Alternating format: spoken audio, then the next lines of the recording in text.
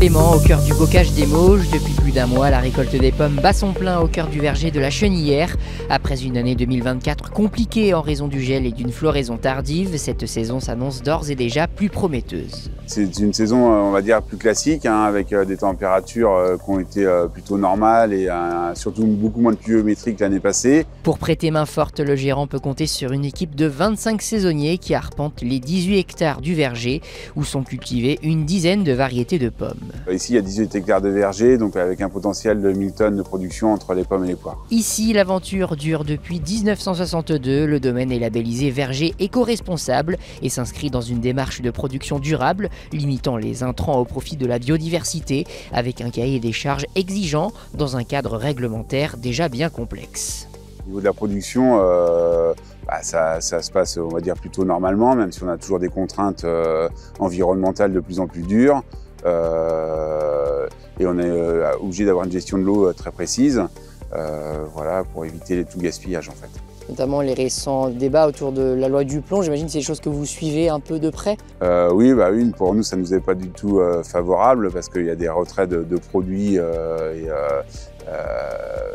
qui sont franco-français et dont les autres pays européens ont le droit de les utiliser, donc pour nous c'est très pénalisant, quoi. Belle, dorée, grosse ou au contraire plus petite, il en faut pour tous les goûts. Mais au fait, à quoi reconnaît-on une bonne pomme? Une bonne pomme, c'est une comme celle-là, voilà. Là, on voit qu'elle a un coup de soleil, on voit que c'est un peu pourri, mais une belle pomme, c'est voilà, c'est une qui est... je l'accueille. Hein. Voilà. Elle n'a pas de défaut, elle est parfaite. Bon, c'est un plaisir de revenir chaque année. Vous, ça fait 5 ans, c'est ça que vous encadrez le personnel. Oui. Qu'est-ce que ça vous procure? Vous y prenez du plaisir? Oui, moi j'aime bien. Oui, franchement j'aime bien. Et de temps en temps, je cueille aussi avec eux ou d'autres variétés qui sont à cueillir. Et moi, j'aime bien. C'est la nature, c'est contact avec les gens aussi. Et moi, j'aime bien. Une fois cueillis et regroupés par variété, tout se passe en coulisses, au travers les lignes de conditionnement 100% automatisées. Elles trient, calibrent et emballent les fruits avec précision, tout en préservant leur fraîcheur. La première phase, c'est la récolte. Après, les fruits sont stockés en chambre froide. Et après, on a des lignes de conditionnement où les pommes vont être calibrées, remises par catégorie en fonction de la taille et de la qualité. Vos clients, donc, ce sont des grossistes, c'est ça, c'est la grande distribution? Nos clients, c'est déjà nos ventes directes, donc via notre magasin, le marché de Cholet.